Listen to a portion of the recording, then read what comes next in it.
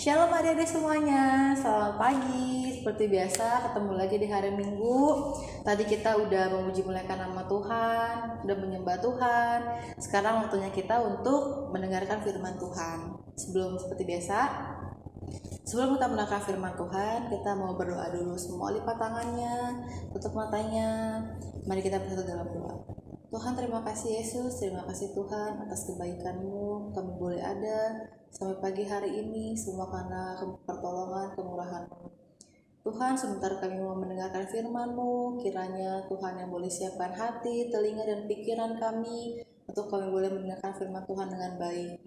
Tuhan, setiap firman yang boleh kami dengar juga Tuhan, boleh kami lakukan dalam kehidupan kami, dan kami boleh menjadi berkat bagi orang sekeliling kami. Dalam nama Tuhan Yesus Kristus, kami mengucap syukur dan berdoa, haleluya, amin. Nah, adik-adik, hari ini Cici mau cerita tentang seorang tokoh di Alkitab yang udah terkenal akan takut akan Tuhan, terus kesalehannya, jujur, pokoknya dia tuh orang yang sangat mengandalkan Tuhan dalam hidupnya, yang bernama Ayub. Adik-adik semua, kayaknya nama Ayub tuh pasti adik-adik semua udah pernah dengar deh kayaknya. Kalau nggak pernah dengar, kayaknya rada mustahil gitu ya. Soalnya pasti pernah dengar tentang Ayub. Nah, Cim mau cerita lagi. Si Ayub ini terkenal akan kesalehannya, takut akan Tuhannya, jujur, mengandalkan Tuhan dalam hidupnya. Karena dia mengandalkan Tuhan dalam hidupnya, dia tuh sangat-sangat diberkati pada waktu itu adik-adik. Sampai dia tuh punya beratus-ratus ribu, banyak banget hewan-hewan ternak, dari sapi, kambing, lembu, domba, pokoknya banyak banget dia punyanya. Dia juga punya banyak pembantu yang bantuin ngurusinnya. Terus Ayub ini juga diberkati dengan 10 orang anak, 7 orang anak laki-laki dan 3 orang anak perempuan, adik-adik semuanya. Nah, pada saat itu karena Ayub saking takutnya dengan Tuhan gitu, karena sangat mengandalkan Tuhan, anak-anaknya tuh demen banget pesta. Anaknya tuh suka banget sama yang namanya pesta gitu. Jadi setiap malam kalau anak-anaknya habis buat pesta gitu, Ayub pasti bangun keesokan paginya. Dia bangun pagi-pagi menyiapkan korban yang terbaik buat Tuhan. Dia berpikir kalau anak-anaknya berbuat dosa selama melakukan pesta semalam. Nah, pada suatu hari ada anak-anak Tuhan menghadap Tuhan pada waktu itu. Di antaranya ada juga si iblis. Nah, Tuhan bertanya kepada si iblis, "Dari mana kamu, Tuhan?" Terus si iblisnya menjawab kepada Tuhan. Katanya, "Aku habis jalan-jalan mengelilingi bumi," kata si iblis. Terus Tuhan bilang lagi, "Apakah kamu melihat hambaku Ayub? Tidak pernah kujumpai seseorang yang takut akan Tuhan, jujur, dan percaya kepada Tuhan seperti Ayub di bumi," kata Tuhan. Terus kata iblis, dia bilang ke Tuhan, "Bukankah engkau yang memberkati dia? Bukankah engkau yang menolong dia? Coba kalau kamu mengambil semua berkat, coba kalau Tuhan mengambil semua berkat daripada Ayub, apakah dia masih akan setia sama Tuhan atau enggak?" Iblis ngomong gitu sama Tuhan. Dan akhirnya Tuhan bilang, "Nah, semua segala sesuatu yang dimiliki sama Ayub sekarang ada dalam kuasamu, iblis," Tuhan bilang gitu. "Tapi," kata Tuhan, "jangan sentuh tubuhnya," katanya. Akhirnya beneran ada semua.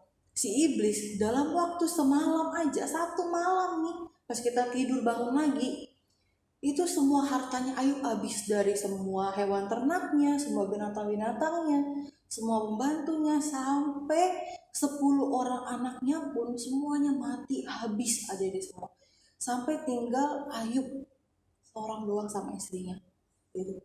Nah, adik-adik, tapi dan gak habis cuma dari situ doang, gak cuma hartanya doang yang diambil sama si iblis, tetapi iblis juga membuat seluruh tubuhnya si Ayub banyak kayak bisul ya, kayak bisul gitu tuh, yang banyak bentol-bentol tubuhnya, terus berbau, bernanah, terus gatel. Si Ayub jadi dari ujung kepala sampai ujung kaki semuanya ada itu semua.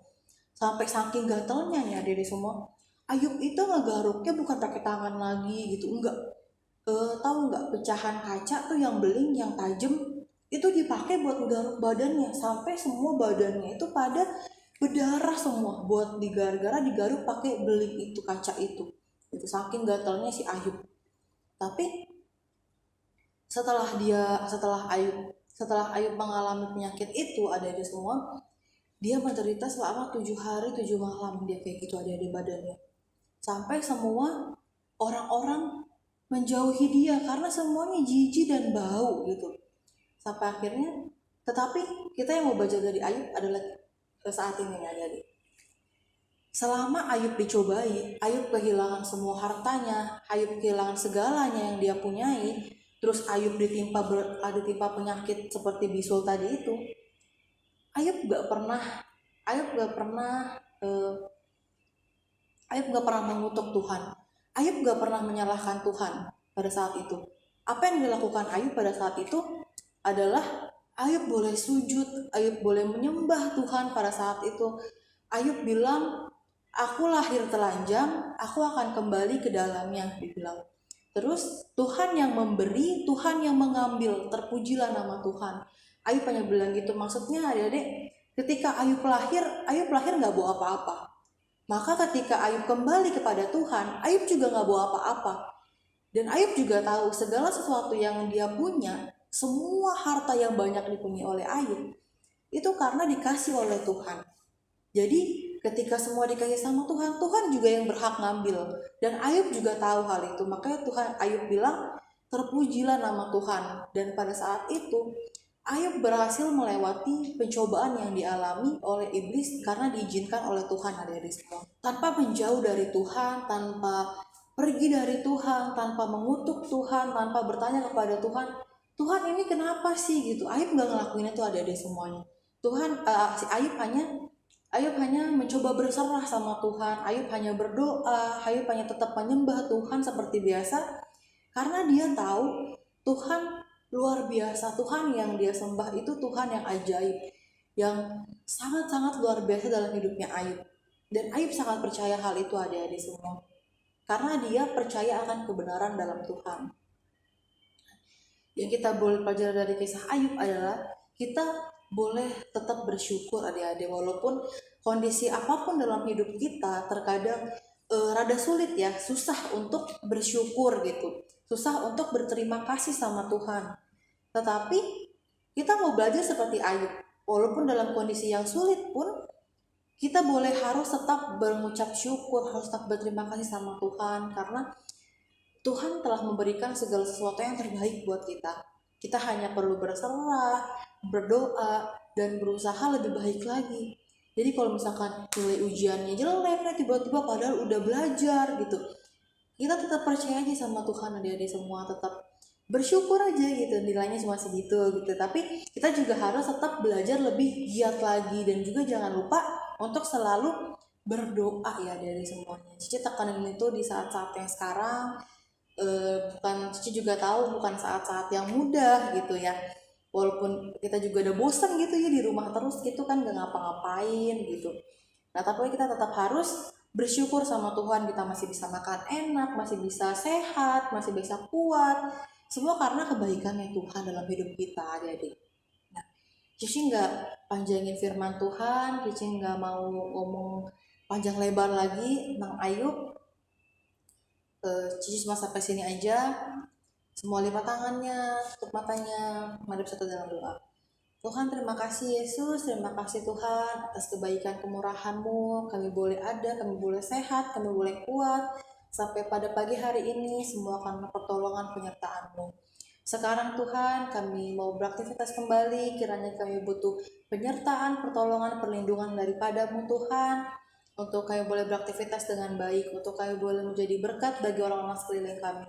Berkati juga orang tua kami dalam pekerjaannya Tuhan. Tuhan boleh tetap kasih sehat, kasih kekuatan bagi orang tua kami. Tuhan, kiranya juga firman yang boleh kami dengar, boleh bertumbuh dalam hati kami, boleh kami lakukan dalam kehidupan kami. Terima kasih Yesus, terima kasih Tuhan. Kami mengucap syukur dan berdoa, haleluya. Amin. Sampai jumpa minggu depan adik-adik semua.